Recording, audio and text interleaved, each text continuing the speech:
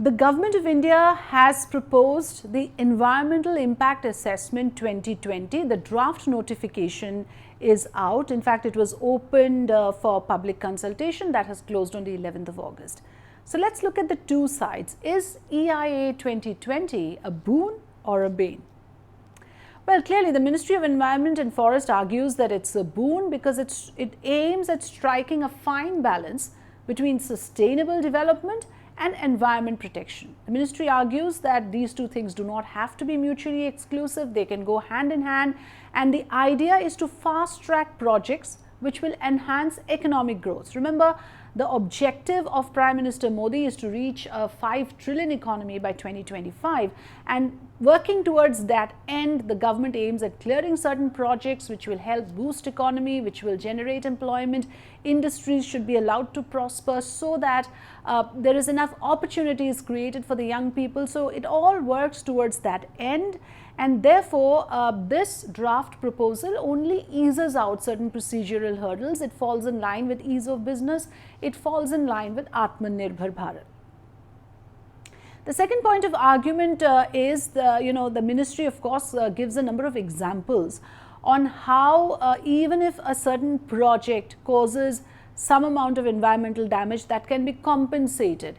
So the example that Mr. Prakash Javadekar gave was of Delhi Metro, saying each metro station obviously required clearing out a certain patch of land which has required felling of trees, but there was a corresponding afforestation project taken up and more number of trees were planted, and today you have a bustling Delhi Metro that is being used by 5 million people every day. So he feels that this is a win-win situation. It can be done, and both these things can go together. You can have development projects, you can have these kind of mega industries or projects that is required for the economy, and at the same time the environment can be protected.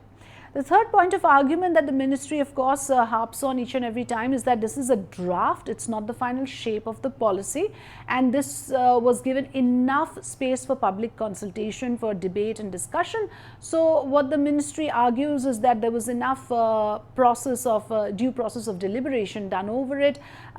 People were given their time to come up with suggestions, and all of that is now come in, which will be scrutinized. Therefore, they feel that the activists who are crying foul over it are doing so rather preposterously, because this is not the final shape. All those suggestions will be considered and then a final shape will be given. What's on the other side? Well, on the other side, clearly climate change activists, environmentalists are quite up in arms against certain proposals of this draft. Firstly, they are totally opposed to the idea of post facto approval, which the draft proposes. What it means is that for any project, a clearance can be taken later as well. The project can be started and a clearance can be taken later in case there is any sort of environmental damage that is caused. A remedial plan can be put in place. Now, this has angered activists a lot, because this would give a lot of leeway to industry giants. It would be open for misuse, and they feel that this is one provision which will be widely exploited. So they are totally against this particular provision. Secondly, they feel that EIA 2020 is actually a dilution of the previous provisions that existed. It's a watered down version. It is being done to hastily allow projects at the cost of environment. So they are quite opposed to certain provisions. Secondly, they're opposed to the idea of granting exemptions to certain categories. Now, the government has conveniently created an exemption list. In that you have projects of public convenience. It has things like bridges and flyovers which can be built without any environmental clearance at all. So that exemption list is something again that the activists are totally opposed to. They feel that it would tantamount to bulldozing over green cover in the name of a developmental project, and that can be extremely detrimental to the environment. It can be a hazard to public health. Even coal mining in certain instances are kept in the exempted list, which again has alarmed a lot of activists.